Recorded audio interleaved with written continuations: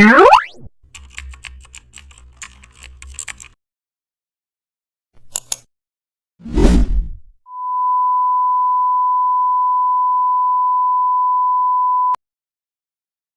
back to the channel. Don't forget to like, share, and subscribe for more updates.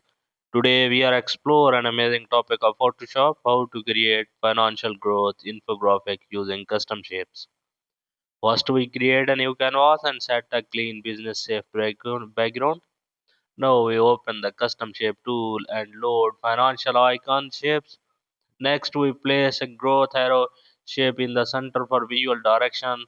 After that, we duplicate circular shape to represent revenue stages. Now we align all shape properly using smart guides. Then we apply a solid corporate color plate to maintain trust. After this, we add subtle stroke effects to separate each stage. Now we clip gradient layers